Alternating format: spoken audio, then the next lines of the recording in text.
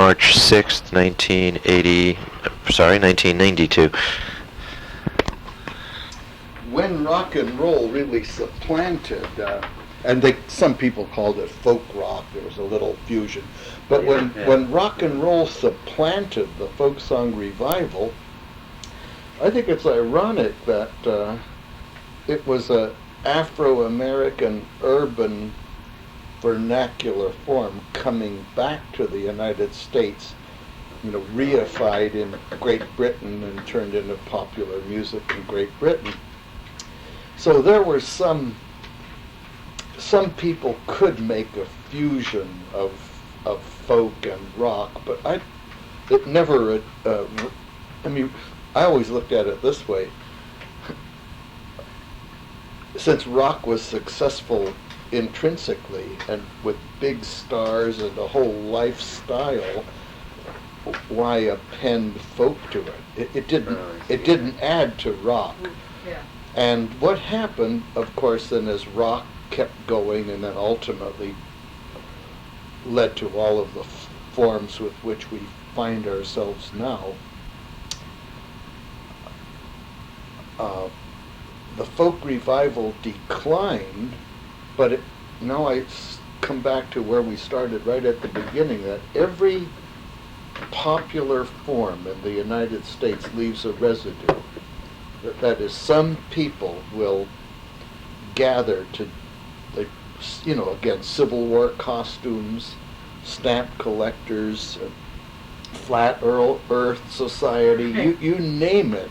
And so there are folk song clubs all over the United States. There's one in San Francisco, and they have, like almost grandchildren of people of Pete Seeger's generation, and they learn the old songs of the old records, and they have a few radio programs, but essentially the force of the revival is just dissipated. It's dissipated in terms of numbers, of record sales, and it's not challenging, so that some young people who like to perform are finding some enthusiasm now in foreign or non-English language material, or some they form little Cajun bands. There are Yiddish klezmer bands. There were in the Mexican-American community, there's a pretty rich corrido tradition. I think that the best star to come out of that, well, they have their own stars in Texas, but Linda Ronstadt has done these fantastic ballets, Canciones de Mi Padre or something like that, songs of her father, people. And Paul Simon is doing it. He's doing it in South Africa. Yeah. Now here's a distinction, though. It comes back to this earlier distinction. Linda's of Mexican descent. Her grandparents and one of her father or her mother sang these songs.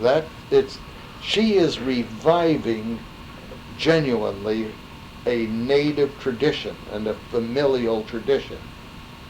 Paul Simon, who is a Jewish kid from New York City who goes to South Africa, he's both arriving then, he's not reviving anything, he's not involved in a survival, that's an arrival, and one of the distinctions is, this is really a subtle distinction. We haven't talked much about authenticity and style, but when Linda Ronstadt performed on Market Street, I think at the Warfield, I went to that, very exciting. There were a lot of Mexican people in the audience, and boy, they were just out of their skins. They were so turned on. Ole and Bravo and just Es Verdad and doing all of they have a little grito. It's a little crying like call, I, at a high level. I've never heard Paul Simon in the United States with any South Africans or any Africans in the audience, I presume they'd be glad that he was honoring their culture, but would there be the same emotional response? I mean, I don't think so. He would essentially be seen as an outsider, though he's sympathetic, but making money out of their music. And But that's exactly what a lot of people are Criticizing him about. But see, Linda, no one begrudges the money she makes on the concert, but Linda is seen there as doing something of her own tradition, honoring her roots. So, now whether that, how meaningful that, well, you know, critics respond different. Some people say Paul Simon's great because he's introducing us to African music, and he helps African musicians move up the ladder. You know, you just have to have a sophisticated response and see where you come down in all of these disputes. What? The Kingston Trio in '58 suddenly starts selling a zillion records, and all of a sudden there are all these clone groups, and the commercial boom, what we've been calling and everybody calls the revival, sort of takes off Yes. for that 6-7 Right. years. Any thoughts? I've yet to been able to, in all the reading I've Yes. done, and for this movie we've both done a lot so far. Everybody always talks a bit in terms of just, well, it happened. And nobody seems to be able to figure out, and I don't know that you can say why. Why suddenly was this the commercial, was it simply Jack Holtzman of Elektra Records seeing that he could make some money and Manny Solomon? I mean, why? Because, you know, as you had said, the Weavers this stuff was going on. I mean, it had been there, and all of a Yeah. sudden they made incredible amount of money was made. It In a is short period of time. It is true that the Weavers, I don't know how much money they made personally, they sold a lot of records, and it was only a few years earlier. Right. It was 50 to 52, and then there was what I've called the blacklist gap, 52 to Right. 58. And then it came suddenly again, and I've yet to been able to put my finger on why. Who said, Well, let's push this? Right, there's two questions. One is just to establish, before answering why, the continuity, that maybe you can interview Lou Gottlieb, he was a musicologist in Berkeley. He'd been out of a communist family. There was a guy up here, Jerry Silverman. He may still be around. He was a banjo picker at the California Labor School, in San Francisco. Was Gottlieb a member of the Limelighters? Yes, yeah, he went Okay. on to the Limelighters. He made Okay. some money out of some music.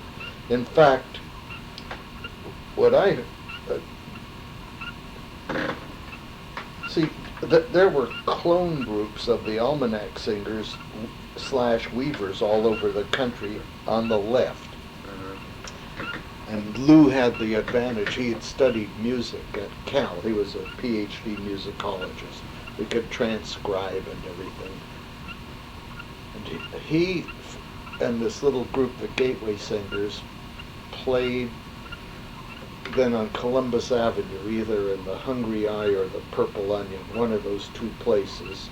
And the way I heard the story was that the two of the students at Menlo, either Guard or Shane, two of the three Kingstons, came up and heard them.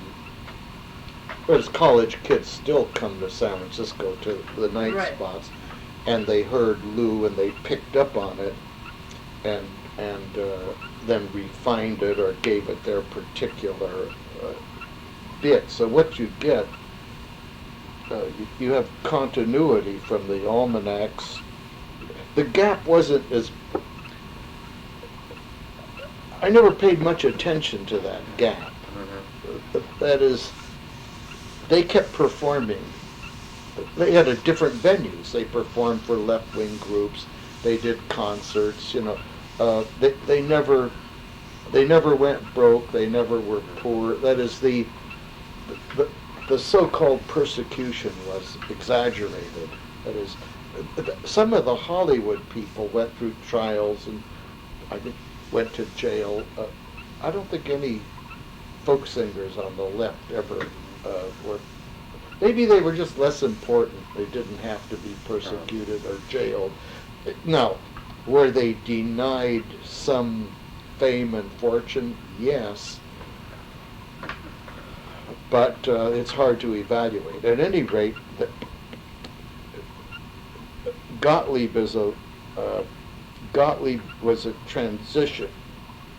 He represented a transition from the Weavers to the Kingston Trio, so that at least one can establish continuities.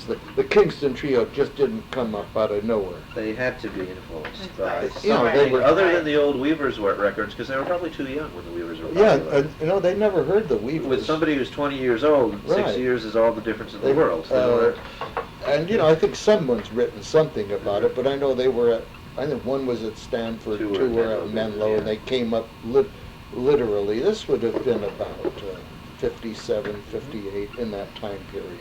But Gottlieb lives in San Fernando Valley. He might be available for an interview. At any rate, then there were similar continuities.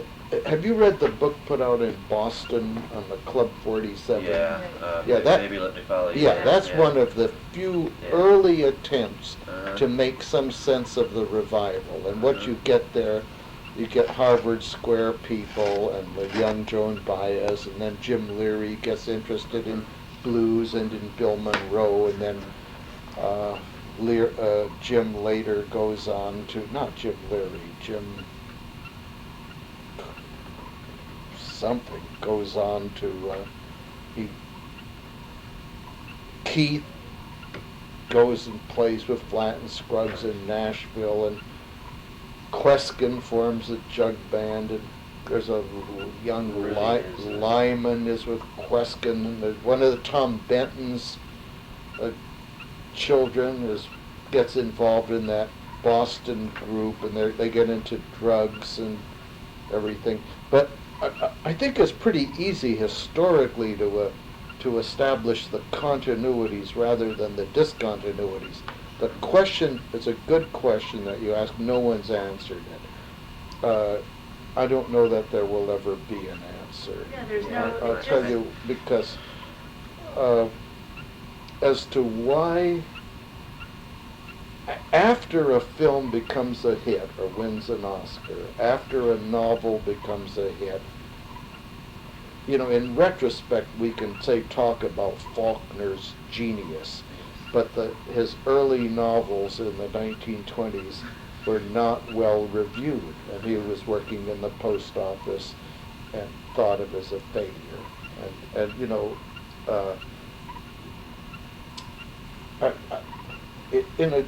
This is a generalization, but it's so general, I don't know what good it does to even advance it. You can always say in retrospect that whether it's Western films or pop art or Mickey Mouse, cartoons, that is, we've had so many successes in pop culture in the last century. Jazz, ragtime, musical comedy, stand-up humor, the circus. Just take the totality of popular culture. Maybe you can say that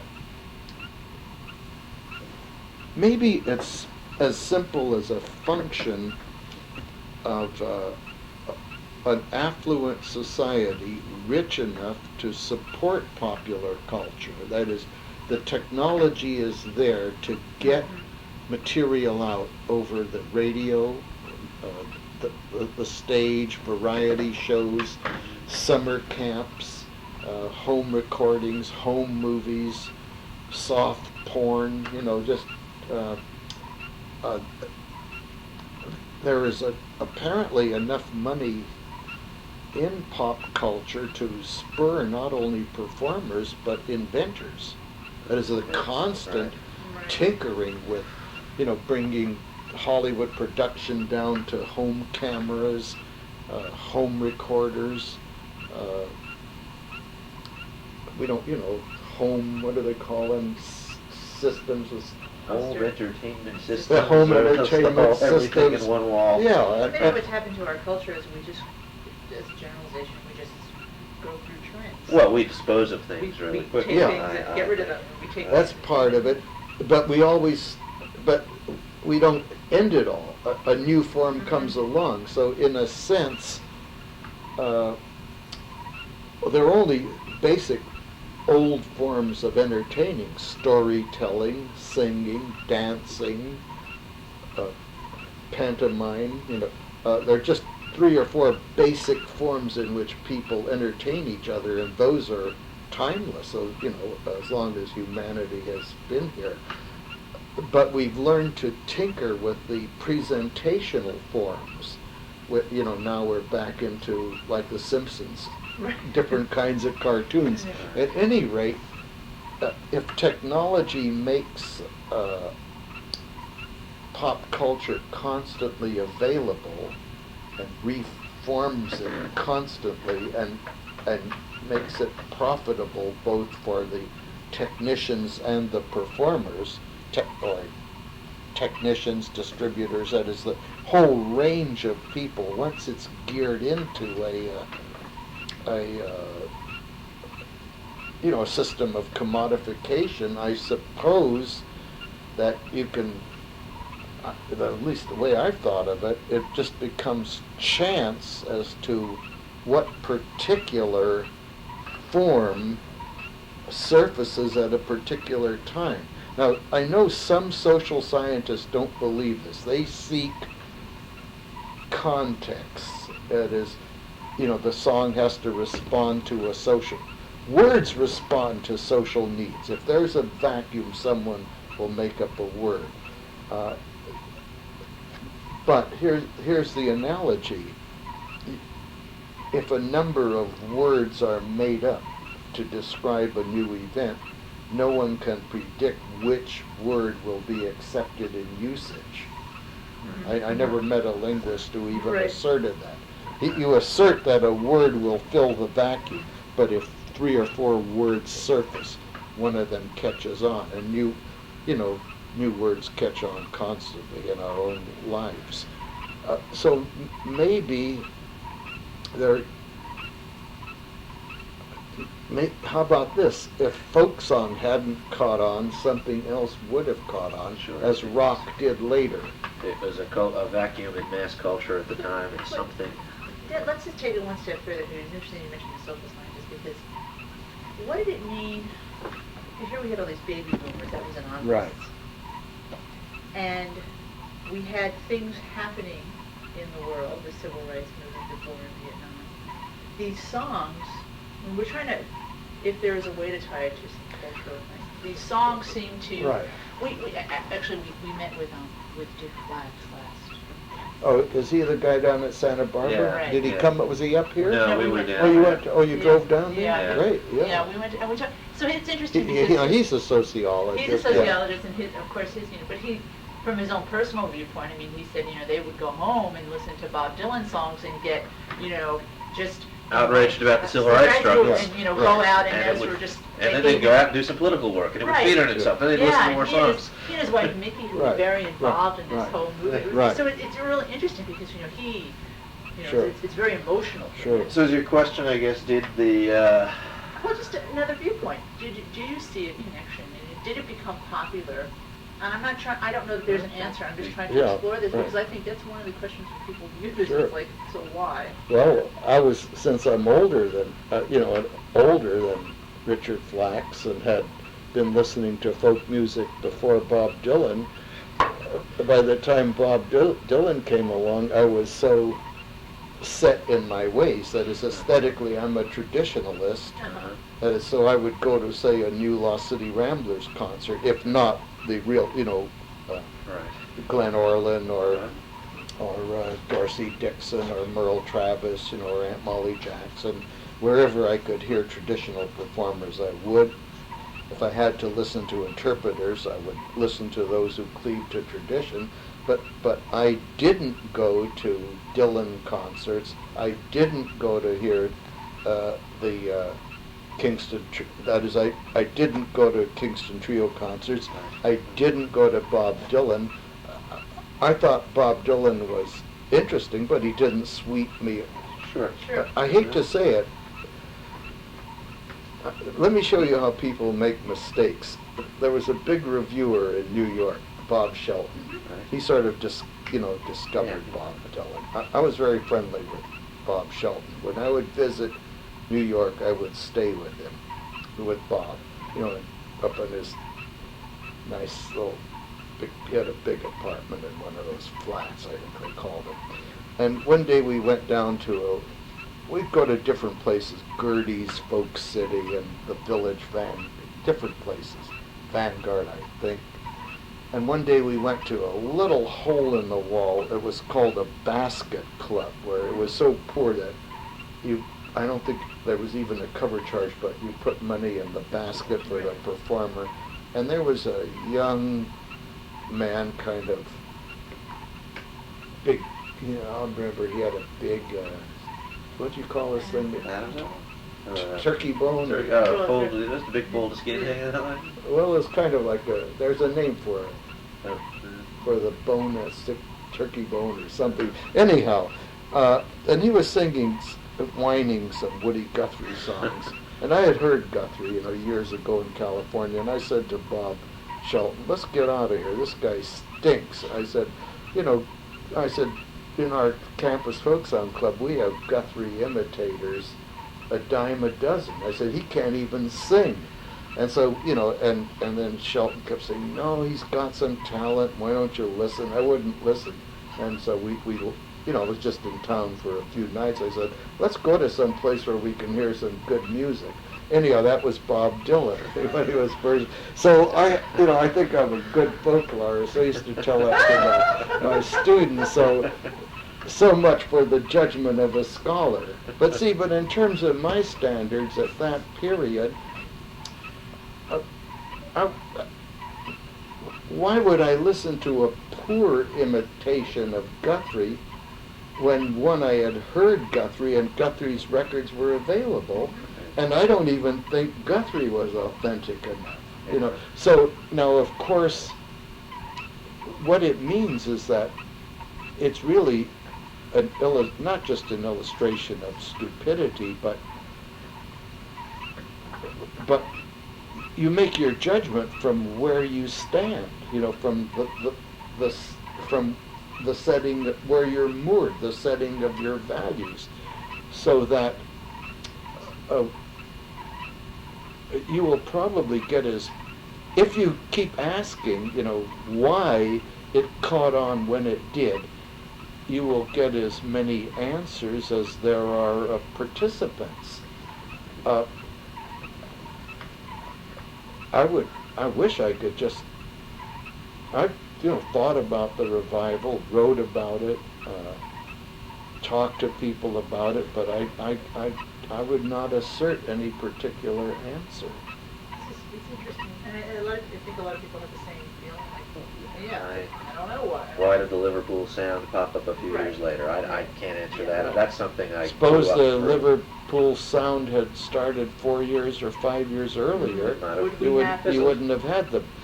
Now, all of these other forces, that is let's put it in these terms, the interest in folk music, as I've indicated, or folk-like music,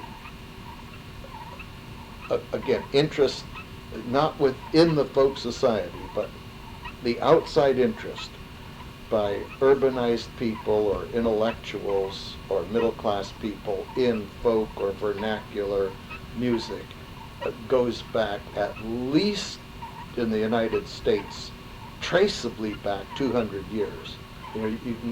You have to at least go back to the 1820s. There are roots. What for students of minstrelsy? See, I use that as a starting point, but for them, that's an ending point. That is the moment black and white people start meeting in the new world, and their culture starts merging, and differences are established between the races. Then black culture is seen either as exotic or as primitive or as sexual or as threatening or whatever, but you begin to, there were stage plays before the American Revolution in colonial America using black dialect. That is the mix of the two people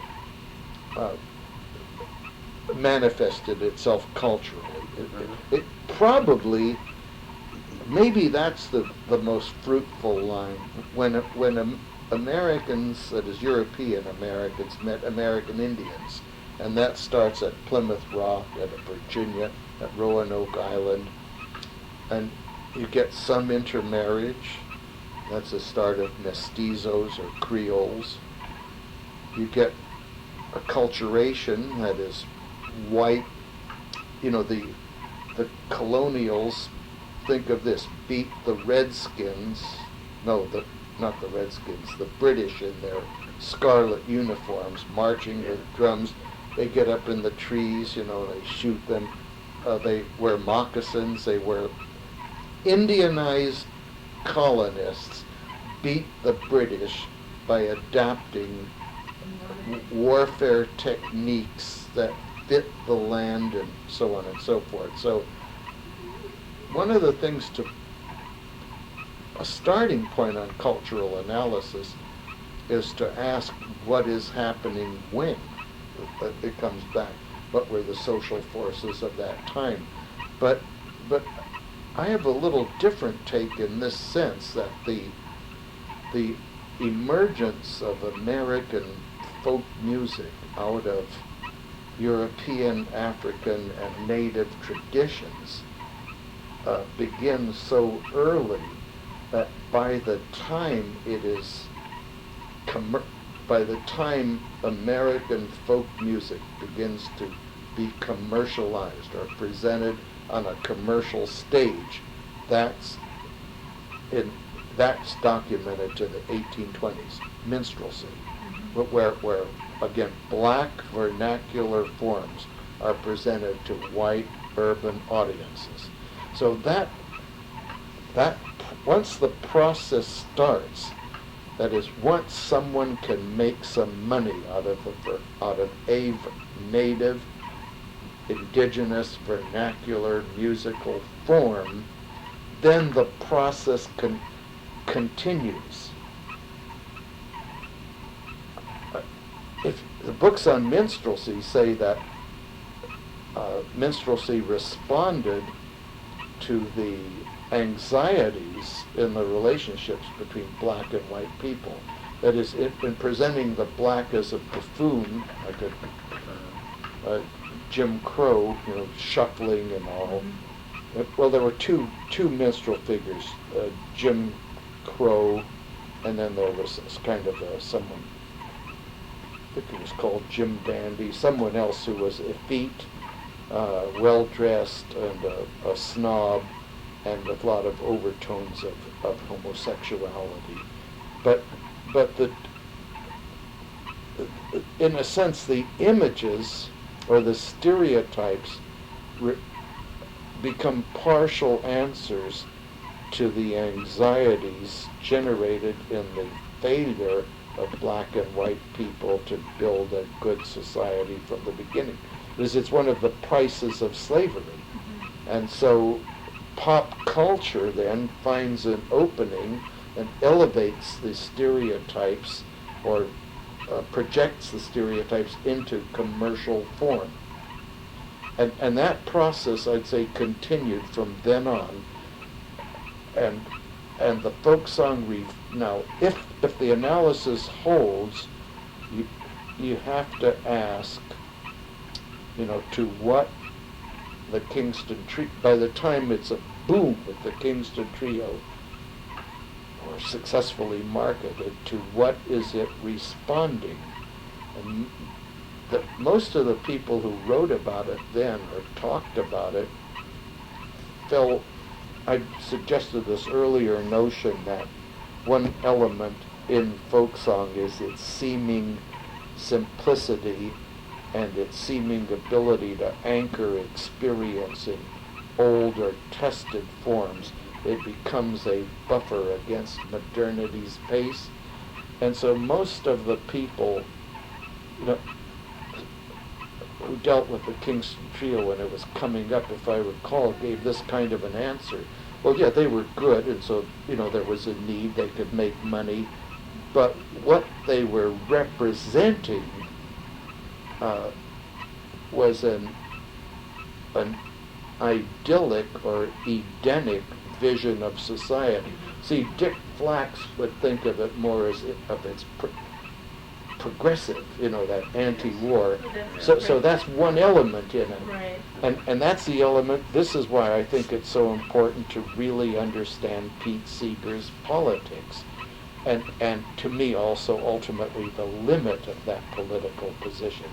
But if you go back to this, if you establish that there are certain strands in the revival, the mixture of new people on this, you know, on this continent, the expansion, the physical expansion of the continent, the response to modernity, the need for sustenance out of old forms, the need to use music to advance social agendas. If you establish, say, all of these elements as roughly equal, you could work on this hypothesis that then they come together in the popular presentation of folk forms, and then that new mix then itself changes over time and under the technological advance. So by the time the Kingston Trio is along, you have long playing records, you have a relatively inexpensive form that's easily distributed, that carries, 40 minutes worth of music and notes and pictures, a lot of associations. Television has already come in, the Kingston Trio's on TV. So that just, you know, whether they responded in any, only a scholar can assert that the Kingston Trio responded to a national need for old forms or traditional forms. How can that be tested? It's pretty hard to test. Something occurs to me that might be fun to do with respect to a film, and if not in the film, perhaps even as research. And I don't know if you could do it, I'll tell you. But the idea was to simply to find people, and we could through people like the Flaxes, who are of the right age, I think they're in their early 50s, and say, who among your friends loved this stuff when it first came out? Before there was a Bob Dylan, before there was a Phil Oakes, who responded to the Kingston Trio and why? The trouble with that is, from the vantage point of 30 years, could they really even remember why in light of what came after that? And I don't know that they could. Yeah. But well, it's what have you taken any footage yet? No, You're just no. researching it. We are. This is in pure research. Do you have any funds? Where have you? We've been applying for funds. Yeah, we've applied for several grants, and we're going to continue. We have a whole. We have a formal advisory board. Ken Goldstein. Yeah, I know Ken. He's a Bruce old Buckley. colleague. Flax. Good. And good. we are going from there. How about putting a Cohn on you, Ronald Cohn? He is. Sure. Yeah. And I don't know Ron very well. Or you think you'll do an hour film? 90 minutes roughly. More than an hour, yeah. There's a lot of. You know who did one of the best films on any aspect of folk music? That Moyers on Amazing Grace. Yeah. Yeah. Have you seen? That was a good. Now see, that was easy because he could take one unifying item, one theme, but he carried it through. So he showed all the different. He showed black and white, authentic and revival. You know, and that showed the complexity. That was a good film. That was a better film. Yeah, and you have a much more, again, the topic is, But, right, but see, you have a problem because it's big.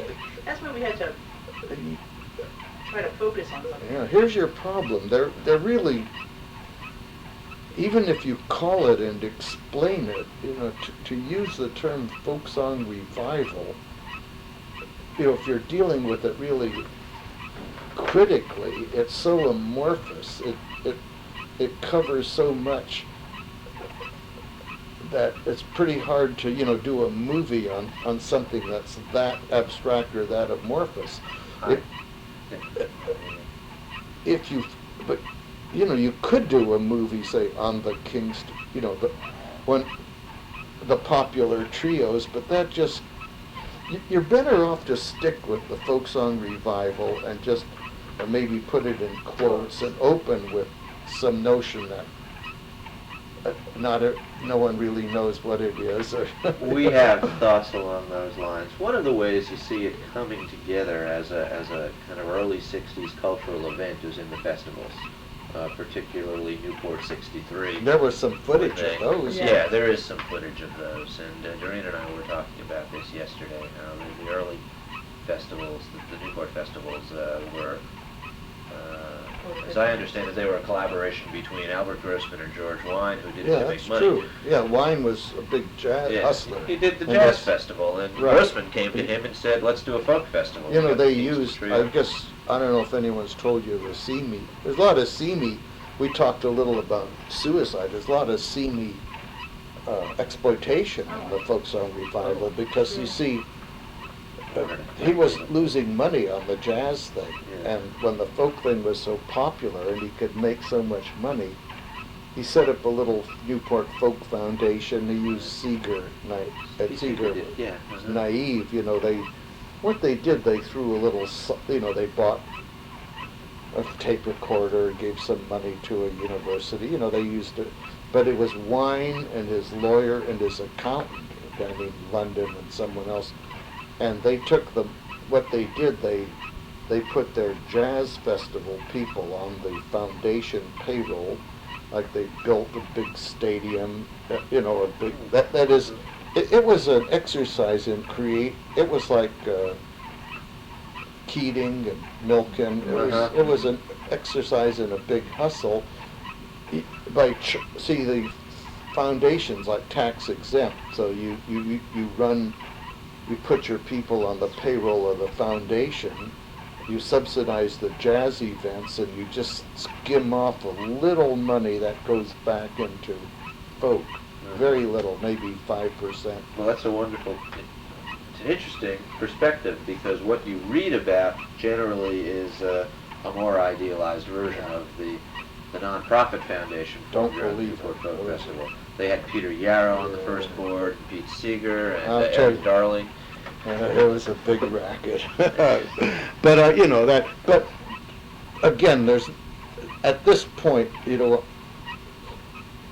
no one's interested in, see, I'm not even sure people are, as I remember right at the start, people want to sing Phil Oakes' songs, to use that as a starting point. Who the hell cares about the, with the $1 billion SNL scandal and George Bush, who cares about a little graph by George Wein? But, you sort of have to ask,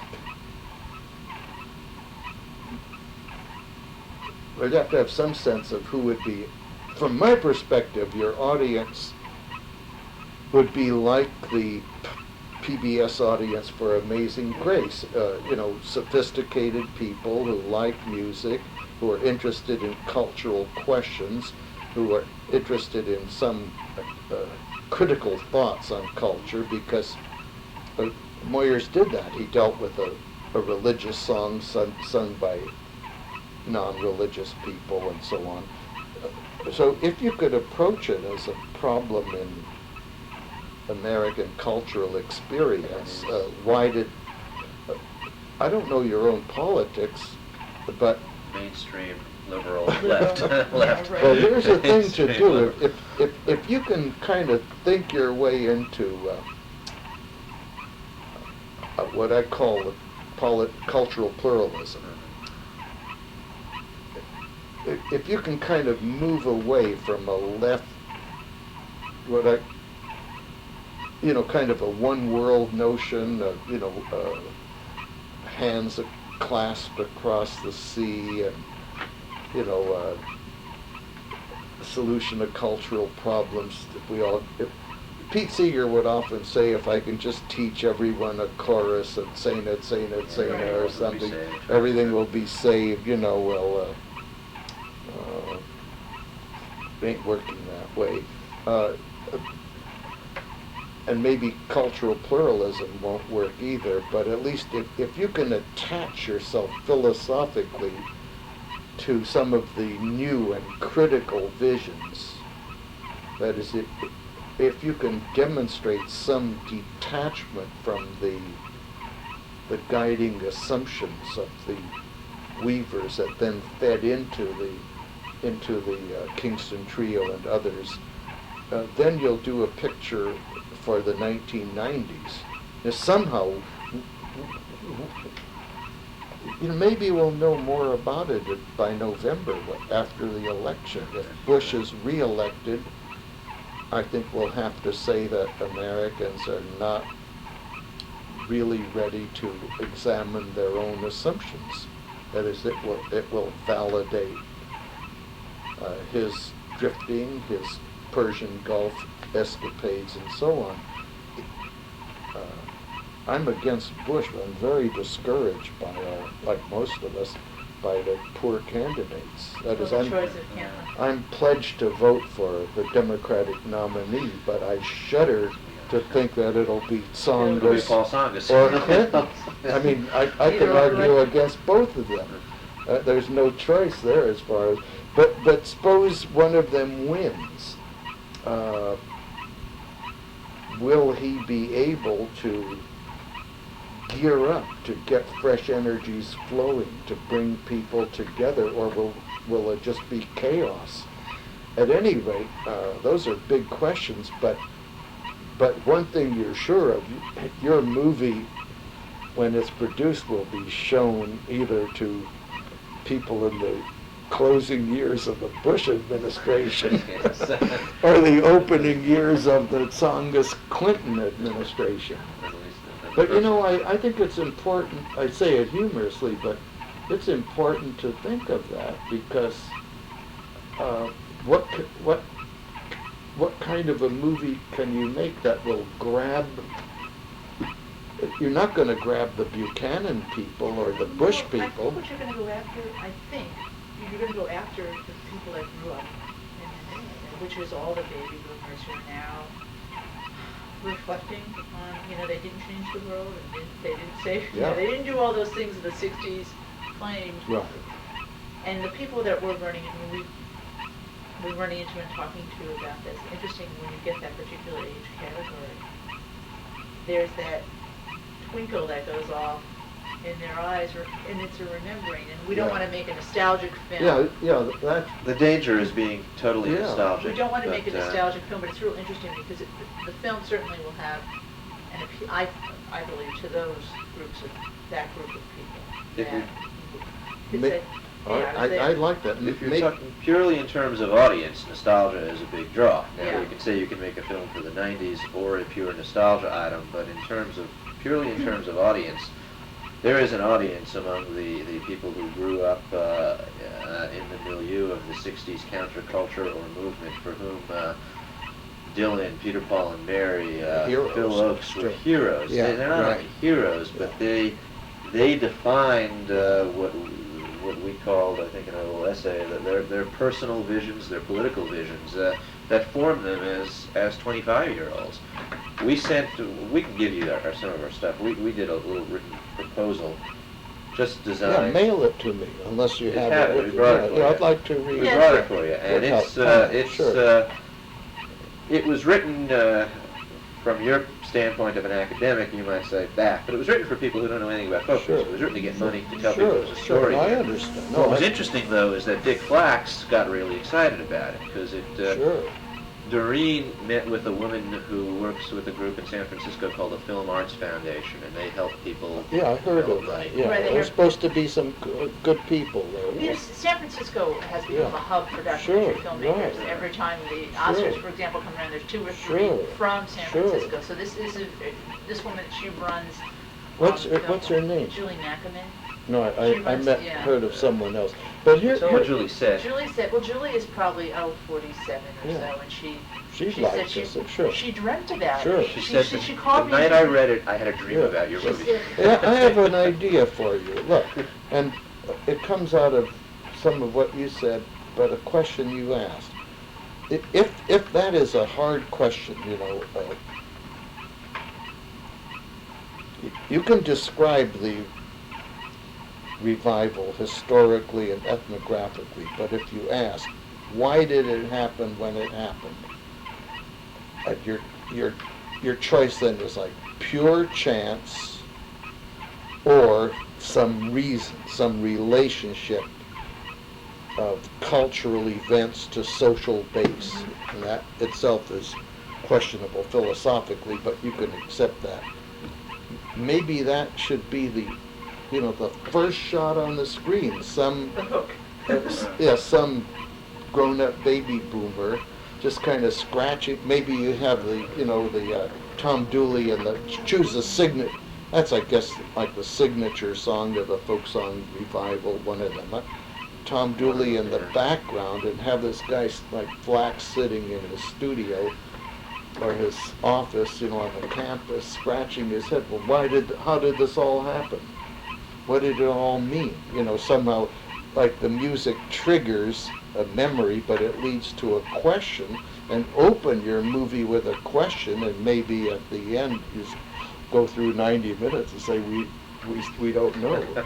But why not open it with that question? Why did the folk song revival happen? Yeah.